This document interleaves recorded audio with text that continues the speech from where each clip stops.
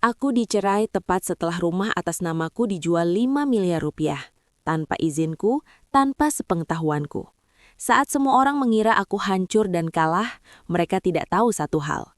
Aku sedang diam, dan di balik diam itu, aku menyiapkan kehancuran mereka dengan cara yang tak bisa mereka hindari. Sebelum ceritanya dimulai, silahkan tulis di kolom komentar dari daerah mana saja teman-teman yang menonton video ini. Jangan lupa like dan subscribe agar channel ini semakin berkembang dan bisa mempersembahkan cerita yang lebih menarik lagi. Aku tidak pernah mengira bahwa rumah yang selama ini kuanggap sebagai tempat paling aman dalam hidupku justru akan menjadi awal dari kehancuran yang paling menyakitkan. Rumah itu berdiri dengan namaku, tapi kisah di dalamnya perlahan menghapus diriku sendiri. Namaku tidak penting untuk diketahui banyak orang. Aku hanya seorang perempuan biasa, tidak lahir dari keluarga konglomerat, tidak pula hidup bergelimang kemewahan. Aku dibesarkan dengan nilai sederhana, bekerja keras, jujur, dan tidak menggantungkan hidup pada siapapun. Sejak muda, aku belajar bahwa satu-satunya hal yang benar-benar bisa kupegang dalam hidup adalah tanggung jawab atas diriku sendiri. Aku menikah bukan karena harta.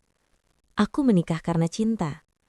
Karena keyakinan bahwa dua orang yang saling percaya bisa membangun hidup bersama, meski tanpa janji kekayaan atau masa depan yang pasti. Saat aku bertemu suamiku dulu, dia bukan pria kaya, tapi dia pandai berbicara, tahu cara membuatku merasa dihargai, dan selalu mengatakan bahwa aku adalah rumah baginya. Kalimat itu membuatku tersenyum setiap kali mengingatnya. Ironis mengingat bagaimana semuanya berakhir nanti. Sebelum menikah, aku sudah memiliki rumah. Rumah itu bukan hadiah, bukan pula hasil keberuntungan. Rumah itu adalah jerih payah keluarga kami. Bertahun-tahun bekerja, menabung, berhemat, dan menunda banyak keinginan. Nilainya besar, hampir 5 miliar. Tapi bagiku, nilainya bukan pada angka. Rumah itu simbol perjuangan. Simbol bahwa perempuan juga bisa berdiri dengan asetnya sendiri tanpa harus bergantung pada siapapun. Ketika aku menikah, rumah itu tetap atas namaku. Tidak pernah terlintas di pikiranku untuk memindahkan atau mencampurkan kepemilikannya. Namun aku juga tidak pelit. Rumah itu kami tinggali bersama. Kami membangun kehidupan di sana, mengisi ruangan dengan tawa, perabot sederhana, dan harapan-harapan kecil tentang masa depan. Aku merasa aman, terlalu aman ternyata. Pernikahan kami tidak mewah, tidak ada pesta besar atau bulan madu ke luar negeri, tapi hangat, setidaknya di awal. Suamiku terlihat menghargai kepercayaanku. Dia sering mengatakan bahwa dia bersyukur menikah denganku, bahwa aku berbeda dari perempuan lain karena mandiri dan tidak merepotkan. Kata-kata itu membuatku semakin percaya bahwa aku memilih orang yang tepat. Dalam kehidupan sehari-hari, kami berbagi peran. Aku bekerja, dia juga. Aku mengurus banyak hal administratif, karena sejak dulu aku terbiasa rapi dengan dokumen. Namun perlahan, tanpa kusadari, suamiku mulai ikut mengurus beberapa hal penting. Dia bilang ingin meringankan bebanku. Aku percaya, aku mengizinkannya membantu mengurus administrasi rumah, surat-surat, dan beberapa urusan keuangan yang menurutnya terlalu rumit untuk kupikirkan sendirian. Disitulah kesepakatan tak tertulis itu lahir. Kesepakatan yang tidak pernah dibahas secara resmi, tapi berjalan dengan sendirinya. Aku terlalu percaya, terlalu yakin bahwa orang yang tidur di sampingku setiap malam tidak akan pernah menyakitiku dengan cara paling keji. Aku jarang mengecek detail. Aku jarang bertanya ulang. Bagiku, kepercayaan adalah fondasi pernikahan. Jika aku mulai mencurigai suamiku sendiri, lalu untuk apa aku menikah? Pikiran itu yang terus kugunakan untuk menenangkan hatiku setiap kali muncul keganjilan kecil. Dan keganjilan itu mulai muncul pelan-pelan. Tidak mencolok, tidak dramatis.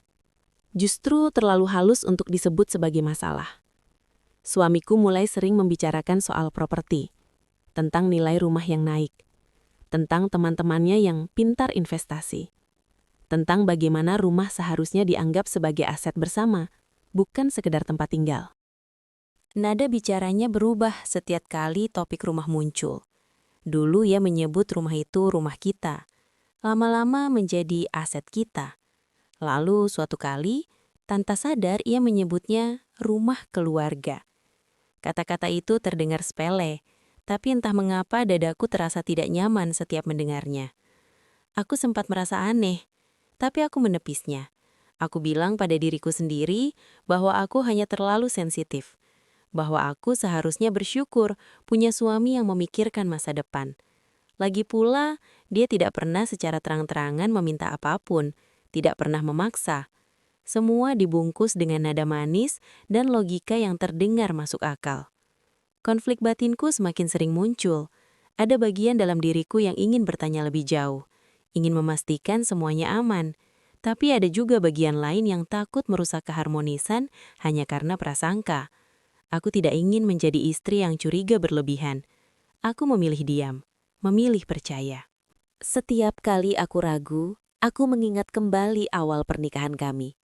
Senyumnya, caranya memegang tanganku, caranya mengatakan bahwa aku adalah orang yang paling ia percayai. Aku meyakinkan diriku sendiri bahwa cinta tidak seharusnya dicurigai.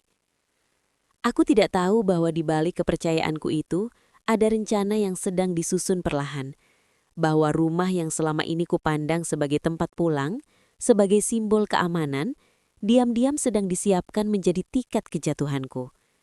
Aku masih hidup tenang di dalamnya, tanpa menyadari bahwa fondasi yang kupijak sudah mulai retak. Dan disitulah seri pertama hidupku berakhir, bukan dengan pertengkaran, bukan dengan air mata, tapi dengan kepercayaan yang utuh, sebelum akhirnya dihancurkan sedikit demi sedikit. Aku mulai menyadari ada sesuatu yang salah bukan dari satu kejadian besar, tapi dari potongan-potongan kecil yang terasa janggal jika dirangkai bersama. Awalnya hanya perasaan tidak nyaman, lalu berubah menjadi kegelisahan yang tidak bisa lagi kuabaikan. Beberapa surat yang biasanya datang rutin ke rumah, tiba-tiba terlambat. Ada amplop dari bank yang tidak pernah kubuka, karena suamiku selalu berkata, "Nanti aku urus." Biasanya aku percaya, tapi kali ini, entah kenapa, dadaku terasa sesak setiap kali melihat surat-surat itu menumpuk di meja tanpa penjelasan jelas. Aku mulai sering menghubungi suamiku saat jam kerja. Panggilanku tidak selalu dijawab. Pesanku sering dibalas singkat atau bahkan hanya dibaca tanpa respons. Dia yang dulu selalu menjelaskan segala hal dengan sabar, kini terlihat tergesa dan mudah tersinggung. Setiap kali aku bertanya soal rumah atau administrasi, jawabannya selalu sama. Tenang saja, semuanya aman. Kata aman itu justru membuatku semakin tidak tenang. Suatu siang, aku mendapat telepon dari nomor yang tidak kukenal. Awalnya aku ragu mengangkatnya, tapi entah dorongan apa yang membuatku menekan tombol hijau. Suara di seberang terdengar formal, dingin, dan sama sekali tidak peduli pada perasaanku. Orang itu memperkenalkan diri sebagai pihak notaris. Ia menanyakan konfirmasi terkait transaksi rumah yang sudah rampung beberapa waktu lalu. Aku terdiam. Tanganku gemetar memegang ponsel. "Transaksi apa, Pak?" tanyaku dengan suara yang bahkan terdengar asing di telingaku sendiri. Ia menjelaskan dengan singkat dan jelas, seolah membicarakan barang biasa. Rumah atas namaku telah terjual. Nilainya hampir 5 miliar. Prosesnya selesai, dokumen lengkap. Nama suamiku disebut sebagai pihak yang mengurus segalanya. Aku tidak ingat bagaimana caraku menutup telepon itu. Dunia seakan berhenti bergerak. Suara di sekelilingku menghilang. Aku duduk terpaku, menatap dinding kosong, mencoba memahami kalimat yang baru saja kudengar. Rumah itu hilang. Rumah yang kupijak setiap hari, yang namanya tertulis atas namaku, sudah bukan milikku lagi. Aku tidak pernah menandatangani apapun secara sadar. Tidak pernah duduk di hadapan notaris dengan niat menjual rumahku sendiri. Tidak pernah mengatakan iya pada keputusan sebesar itu. Tapi faktanya, semuanya sudah terjadi. Saat suamiku pulang malam itu, aku menunggunya di ruang tamu. Tidak menangis, tidak berteriak. Aku hanya ingin mendengar penjelasan.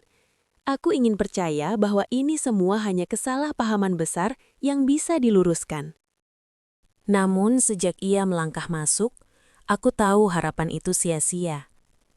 Aku menatapnya dan langsung bertanya, tidak berputar-putar, tidak mencari kata manis. Aku menyebut rumah, aku menyebut notaris. Aku menyebut angka hampir 5 miliar. Wajahnya tidak terkejut, tidak kaget, tidak panik. Dan disitulah hatiku benar-benar runtuh. Ia tidak menyangkal. Dengan nada datar, ia berkata bahwa ia melakukan itu demi masa depan kami, bahwa rumah itu terlalu besar hanya untuk ditinggali, bahwa uangnya bisa diputar, bisa dipakai membuka usaha, bisa membuat hidup kami lebih baik. Ia mengatakan aku berlebihan karena terlalu terikat pada bangunan, bukan pada visi jangka panjang. Ia bahkan berkata, "Kamu terlalu emosional. Aku ini suamimu. Aku tidak mungkin berniat jahat." Kata-kata itu seperti tamparan, bukan karena keras, tapi karena dinginnya. Seolah-olah pengkhianatan bisa dibungkus dengan logika dan disebut sebagai keputusan bijak. Seolah-olah kepercayaanku tidak berarti apa-apa. Aku bertanya, mengapa aku tidak diberitahu? Mengapa aku tidak dilibatkan? Ia menjawab dengan santai bahwa aku akan menolak jika tahu dari awal. Dan menurutnya, itu justru akan menghambat keputusan besar yang harus diambil cepat. Saat itulah aku sadar, dalam pernikahan ini, suaraku tidak pernah benar-benar dianggap penting. Aku merasa bodoh, bukan karena aku kehilangan rumah, tapi karena aku kehilangan harga diri di pernikahanku sendiri. Aku yang selalu percaya, selalu memberi ruang, selalu mengalah, ternyata hanya dijadikan nama di atas kertas yang bisa dimanfaatkan. Perasaanku campur aduk, marah, hancur, malu pada diriku sendiri. Aku ingin berteriak, tapi suaraku seakan hilang. Aku ingin menangis, tapi air mataku tidak keluar. Yang ada hanya rasa kosong yang menelan semua emosi. Di tengah percakapan itu, satu nama lain muncul. Tidak disebut langsung, tapi cukup jelas dari cara suamiku menghindari tatapanku. Ada pihak ketiga yang ikut mendorong keputusan ini. Seorang wanita yang lebih paham bisnis. Seorang wanita yang katanya melihat peluang. Seorang wanita yang pelan-pelan mengambil alih ruang dalam hidup suamiku yang dulu kuisi. Aku tidak perlu bukti lebih banyak saat itu. Naluriku tahu. Dan naluri itu tidak pernah salah. Malam itu aku berjalan menyusuri rumah yang sudah bukan milikku. Setiap sudut terasa asing. Dinding yang dulu penuh cerita kini hanya menjadi saksi bisu kebodohanku. Aku berdiri di ruang kosong, tanpa kepastian, tanpa perlindungan, tanpa rumah yang dulu kupanggil milikku. Dan di sanalah, kesadaranku lahir dengan cara paling menyakitkan. Ini bukan kesalahan, ini bukan miskomunikasi. Ini adalah pengkhianatan yang direncanakan. Aku belum tahu bagaimana caraku bertahan. Aku belum tahu apa yang akan kulakukan selanjutnya. Tapi satu hal pasti, malam itu, sesuatu dalam diriku mati. Dan sesuatu yang lain mulai bangkit, pelan-pelan, dari puing kepercayaanku yang hancur. Aku tidak diberi waktu untuk mencerna kehilangan rumah itu dengan tenang. Luka itu bahkan belum sempat mengering ketika pukulan berikutnya datang, jauh lebih dingin dan jauh lebih kejam. Suamiku mengajukan cerai, dan caranya membuatku sadar bahwa semua ini memang sudah disiapkan rapi sejak awal. Ia tidak mengajakku bicara dari hati ke hati, tidak ada usaha memperbaiki, tidak ada diskusi panjang yang seharusnya ada dalam sebuah pernikahan. Ia hanya datang dengan wajah datar dan kalimat yang terasa seperti membaca skrip. Katanya, ini keputusan terbaik. Katanya, kami sudah tidak sejalan. Katanya, aku terlalu banyak menuntut dan tidak mendukung langkah besarnya. Aku menatapnya lama, mencoba mencari sisa lelaki yang dulu kucintai. Lelaki yang dulu menggenggam tanganku dan berkata akan menjagaku, bukan hanya sebagai istri, tapi sebagai manusia. Tapi yang berdiri di depanku sekarang hanyalah orang asing yang memakai wajah suamiku. Alasan-alasan yang ia lontarkan terasa begitu rapi, seolah sudah dihafal. Aku disebut tidak mendukung. Aku disebut terlalu posesif terhadap harta. Aku disebut tidak percaya padanya. Seolah-olah semua ini adalah kesalahanku karena tidak cukup patuh, tidak cukup diam, tidak cukup menyerahkan segalanya tanpa bertanya. Ia memosisikanku sebagai penghalang, penghalang kebebasannya, penghalang masa depannya, penghalang kebahagiaan yang katanya baru ia temukan setelah semua ini berjalan. Aku ingin tertawa, tapi tenggorokanku terlalu sesak. Bagaimana mungkin aku disebut penghalang, sementara aku adalah orang yang menyerahkan kepercayaan paling besar dalam hidupku padanya? Bagaimana mungkin aku disebut posesif, sementara rumah itu bukan hanya bangunan, tapi sejarah keluargaku, jerih payah orang-orang yang lebih dulu berkorban untukku. Namun baginya, semua itu tidak lagi penting. Sikapnya berubah total. Ia tidak lagi bicara lembut. Nada suaranya dingin, kadang meremehkan. Ia berbicara seolah aku adalah pihak yang merepotkan, bukan istri yang sedang hancur. Ada sorot kemenangan di matanya, sesuatu yang membuat dadaku terasa perih. Ia terlihat yakin bahwa ia akan keluar dari semua ini sebagai pemenang. Lingkaran di sekitarnya pun mulai terlihat jelas. Ada wanita lain yang kini tidak lagi disembunyikan. Kehadirannya halus tapi menusuk. Ia tidak pernah secara langsung menghampiriku, tapi aku tahu dia ada. Dari cara suamiku tersenyum saat membaca pesan. Dari cara ia lebih bersemangat saat pergi. Dari perubahan kecil yang tidak bisa lagi ditutupi. Ada juga pihak-pihak lain yang ikut menikmati hasil penjualan rumah itu. Orang-orang yang tiba-tiba ramah pada suamiku. Orang-orang yang memujinya karena berani mengambil keputusan besar. Tidak ada satupun yang bertanya padaku. Tidak ada satupun yang peduli bagaimana caraku bertahan setelah semuanya direnggut begitu saja. Aku dipinggirkan secara sosial tanpa perlu diusir secara fisik. Undangan berhenti datang. Percakapan terasa canggung. Beberapa orang mulai menjaga jarak, seolah aku membawa masalah yang menular.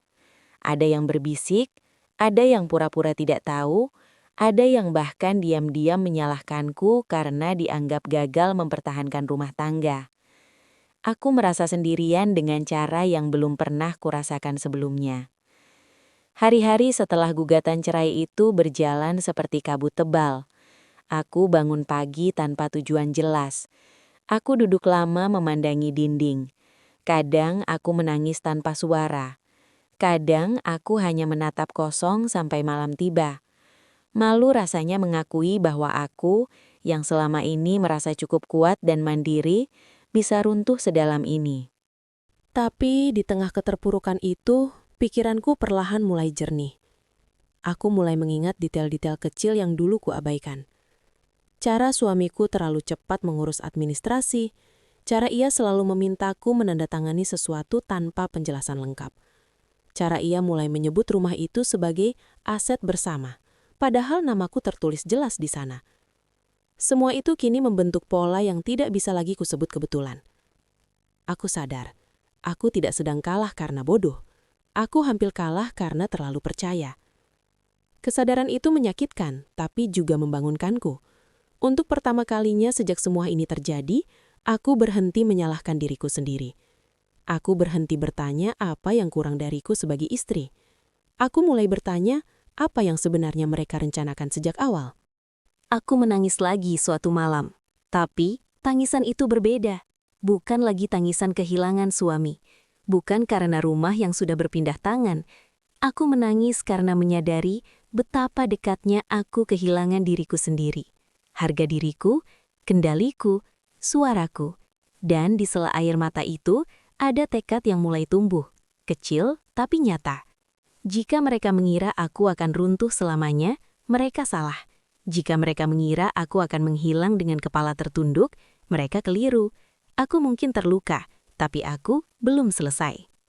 Perceraian ini memang cepat dan dingin. Tapi di balik dinginnya sikap mereka, aku mulai melihat sesuatu yang jauh lebih penting. Celah, kesalahan, dan kebenaran yang belum sepenuhnya mereka sadari masih berada dalam jangkauanku. Aku belum tahu seperti apa akhirnya. Aku belum tahu bagaimana caraku berdiri lagi sepenuhnya. Tapi satu hal pasti, mulai malam itu, aku berhenti menjadi korban yang hanya menangis. Aku mulai menjadi perempuan yang mengingat, mencatat, dan berpikir. Dan itu adalah awal dari sesuatu yang tidak mereka perhitungkan sama sekali. Setelah perceraian itu resmi, suasana di sekitarku justru menjadi aneh. Tidak ada ledakan emosi lanjutan. Tidak ada teriakan. Tidak ada tuntutan yang kuteriakan kemana-mana. Dari luar, aku terlihat seperti perempuan yang sudah kehabisan tenaga. Tenang, diam, menerima. Dan itulah kesalahan terbesar mereka. Aku menjalani hari-hariku dengan wajah datar. Aku menghadiri urusan administratif perceraian tanpa banyak bicara. Aku menjawab seperlunya. Aku tidak menuntut lebih di depan mereka. Tidak ada drama. Tidak ada tangisan yang dipertontonkan. Bahkan saat berpapasan dengan mantan suamiku, aku hanya mengangguk singkat, seolah semua sudah selesai dan aku sudah kalah. Ia terlihat puas, sangat puas. Cara jalannya berubah. Bahunya terangkat lebih tinggi.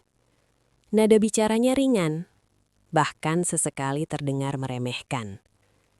Aku bisa melihat dari sorot matanya bahwa ia menganggap semua ini sudah beres.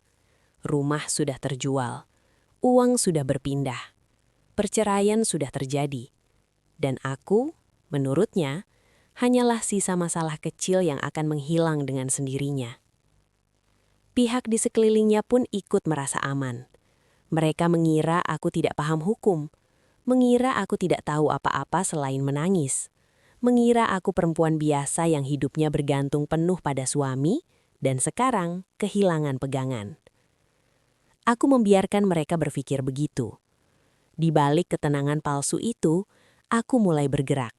Pelan, rapi, dan tanpa suara. Aku mulai dari hal paling dasar. Dokumen. Aku mengumpulkan semua salinan yang masih kumiliki. Sertifikat rumah lama, akte waris, bukti pembayaran pajak, rekening-rekening lama yang dulu tidak pernah kuperhatikan detailnya. Aku membuka kembali arsip-arsip yang selama ini hanya kusimpan tanpa pernah benar-benar kubaca. Setiap malam aku duduk sendiri, menelusuri kertas demi kertas. Tanganku gemetar, bukan karena takut, tapi karena marah yang kutahan. Semakin aku membaca, semakin jelas bahwa ada banyak hal yang tidak wajar. Tanggal-tanggal yang tidak sinkron, prosedur yang terasa terlalu cepat. Nama-nama yang muncul tanpa pernah dibicarakan sebelumnya. Aku lalu mulai menelusuri alur uang.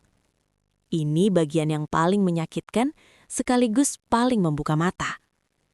Aku melihat kemana dana hasil penjualan itu mengalir, rekening mana yang pertama menerimanya, berapa lama uang itu bertahan sebelum berpindah lagi. Dan di sanalah aku menemukan jejak-jejak yang tidak bisa lagi disebut kebetulan. Ada transaksi yang dilakukan bahkan sebelum aku tahu rumah itu dijual. Ada pembagian yang tidak pernah disepakati. Ada pihak yang menerima bagian padahal secara hukum tidak berhak. Aku tidak langsung bereaksi. Aku menahan diri. Karena untuk pertama kalinya, aku sadar bahwa emosi tidak akan menyelamatkanku. Yang akan menyelamatkanku adalah kejelasan. Aku mulai berkonsultasi secara legal, diam-diam, tanpa sepengetahuan siapapun dari pihak mereka. Aku datang sebagai perempuan biasa yang membawa map coklat lusuh, tapi di dalamnya tersimpan cerita yang sangat mahal. Aku tidak berlebihan dalam bercerita. Aku hanya menyampaikan fakta. Dan reaksi pertama yang kuterima dari orang yang mengerti hukum membuat jantungku berdegup keras. Ini bermasalah. Dua kata itu terdengar sederhana, tapi bagiku seperti cahaya yang menembus ruang gelap. Aku diminta menjelaskan lebih detail soal tanda tangan. Aku diminta mengingat kembali proses administrasi. Aku diminta mengingat apakah aku benar-benar sadar dan memahami apa yang kutandatangani waktu itu. Semakin dalam aku menjelaskan, semakin jelas wajah di hadapanku berubah. Ada prosedur yang cacat, ada dokumen yang seharusnya tidak sah, Ada tanda tangan yang patut dipertanyakan keabsahannya. Ada manipulasi administrasi yang rapi, tapi tidak sempurna. Aku pulang hari itu dengan langkah yang berbeda. Masih tenang, tapi tidak lagi kosong.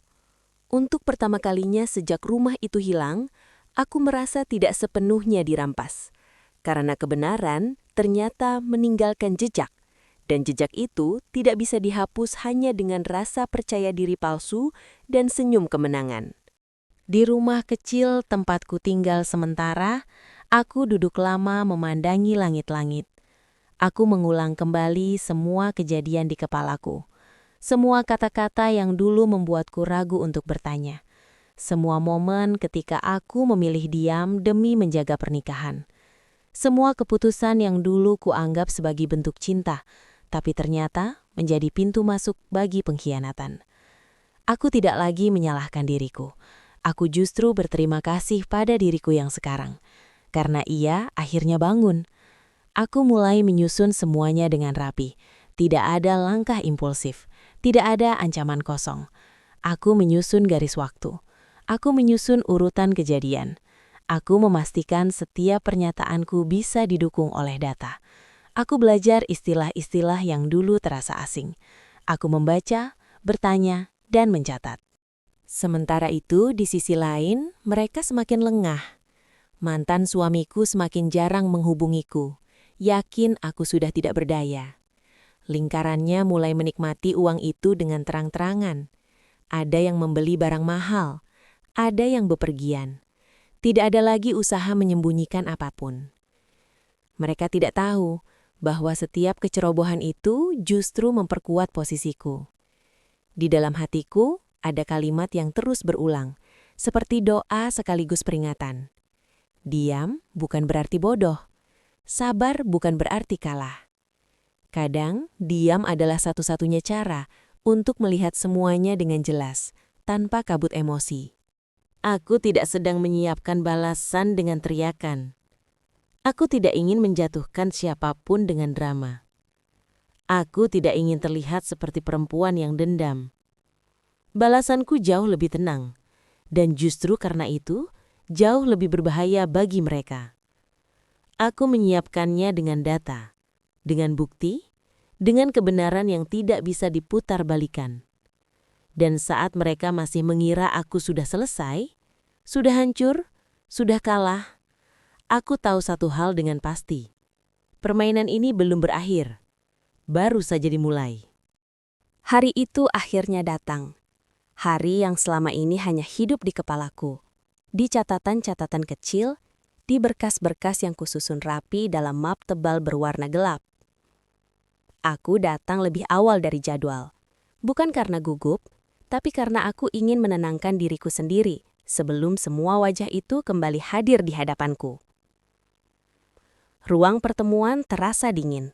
Bukan karena pendingin udara, tapi karena suasana yang menunggu meledak. Satu persatu mereka datang. Mantan suamiku masuk dengan langkah percaya diri yang sudah mulai memudar. Ia tidak lagi tersenyum lebar seperti sebelumnya. Ada sesuatu di matanya yang gelisah, seolah ia tahu hari ini bukan hari biasa. Di belakangnya, orang-orang yang selama ini berdiri di sisinya ikut masuk. Wajah-wajah yang dulu menikmati hasil rumahku, yang dulu memandangku dari atas, seolah aku hanya perempuan lemah yang bisa ditinggalkan begitu saja. Kini mereka duduk dengan postur kaku, mencoba terlihat santai, tapi jelas tidak sepenuhnya tenang. Aku duduk di tempatku, punggungku tegak, tanganku tenang di atas meja. Aku tidak memakai pakaian mencolok, tidak ingin terlihat dramatis. Aku ingin terlihat seperti diriku yang sebenarnya, seseorang yang tahu apa yang ia lakukan. Ketika giliranku berbicara tiba, ruangan itu mendadak hening. Aku tidak langsung membuka map, aku tidak langsung menyodorkan bukti. Aku berbicara lebih dulu, dengan suara yang stabil. Aku mengatakan bahwa aku tidak datang untuk mencari simpati. Aku juga tidak datang untuk berteriak atau menuduh tanpa dasar. Aku hanya ingin kebenaran dilihat sebagaimana adanya, tanpa ditutup-tutupi oleh rasa percaya diri palsu atau cerita yang dipelintir. Lalu aku mulai. Aku membuka satu persatu dokumen. Aku menjelaskan alur uang dengan perlahan, seperti sedang menceritakan sesuatu yang sangat sederhana. Dari rekening pertama ke rekening berikutnya, tanggalnya, nominalnya, jeda waktunya. Tidak ada emosi dalam suaraku, tapi setiap angka seperti pukulan telak di udara. Aku menunjukkan dokumen yang cacat, tanda tangan yang dipermasalahkan, prosedur yang dilewati, persetujuan yang tidak pernah diberikan secara sah. Aku tidak perlu menuduh siapapun. Dokumen-dokumen itu berbicara sendiri. Wajah mantan suamiku mulai berubah. Warna kulitnya memujat. Tangannya yang sejak tadi diletakkan di atas meja mulai bergerak gelisah. Ia menoleh ke samping, seolah mencari bantuan dari orang-orang yang dulu begitu yakin berada di pihak yang benar. Aku lanjutkan. Aku menyebut saksi, orang-orang yang terlibat dalam proses administratif. Orang-orang yang bisa memastikan bahwa apa yang terjadi tidak sesederhana yang selama ini mereka ceritakan. Ruangan itu tidak lagi dingin. Ia terasa sesak. Ada suara kursi bergeser. Ada helaan napas panjang. Ada bisikan panik yang tidak lagi bisa disembunyikan. Ketika mantan suamiku akhirnya bicara, suaranya tidak setegas dulu. Ia mencoba membela diri, mengatakan bahwa semua dilakukan demi masa depan, bahwa aku dulu terlihat setuju, bahwa aku tidak pernah menolak secara eksplisit. Tapi setiap alasannya runtuh sebelum selesai ia ucapkan, karena setiap kata demi masa depan langsung bertabrakan dengan data. Setiap klaim kesepakatan bersama patah oleh bukti tertulis. Setiap usaha menyederhanakan masalah justru membuka celah baru. Ia mulai menyalahkan keadaan, lalu mulai menyalahkan orang lain. Seseorang di sampingnya ikut bicara, mencoba mengalihkan arah. Tapi justru disitulah kepanikan terlihat jelas. Mereka tidak lagi satu suara. Mereka saling menatap dengan curiga, saling menjaga jarak, seolah takut tertarik jatuh bersama. Aku tidak perlu meninggikan suara. Aku tidak perlu menekan siapapun. Aku hanya duduk di sana, menyampaikan fakta demi fakta, dan membiarkan mereka berhadapan dengan konsekuensi dari apa yang mereka lakukan. Untuk pertama kalinya sejak rumah itu terjual, aku melihat sesuatu yang belum pernah kulihat sebelumnya di wajah mereka. Takut. Bukan takut padaku, tapi takut pada kebenaran yang tidak bisa lagi mereka kendalikan. Takut pada kenyataan bahwa rencana yang mereka susun dengan rapi ternyata meninggalkan terlalu banyak jejak. Takut karena perempuan yang mereka anggap diam dan kalah ternyata berdiri dengan bukti di tangannya. Saat pertemuan itu ditutup sementara, aku mengemas kembali dokumen-dokumenku dengan tenang. Tanganku tidak gemetar, dadaku tidak sesak. Aku justru merasa ringan, seperti baru saja meletakkan beban yang terlalu lama kupikul sendirian. Di luar ruangan, aku berhenti sejenak, menarik napas panjang. Aku tahu ini belum sepenuhnya selesai. Masih ada proses, masih ada jalan panjang. Tapi satu hal sudah pasti berubah hari itu. Mereka tidak lagi memandangku sebagai korban yang mudah dilupakan. Dan untuk pertama kalinya sejak rumah itu hilang dari namaku, aku tahu, aku tidak sedang mengejar kehancuran mereka. Aku hanya sedang mengembalikan kebenaran ke tempatnya. Dan itu ternyata cukup untuk membuat dunia mereka runtuh dengan sendirinya. Keputusan itu akhirnya dibacakan. Tidak ada tepuk tangan, tidak ada sorak kemenangan. Hanya suara yang tegas, formal, dan tidak memihak. Menyebutkan satu persatu hal yang selama ini kuperjuangkan dalam diam.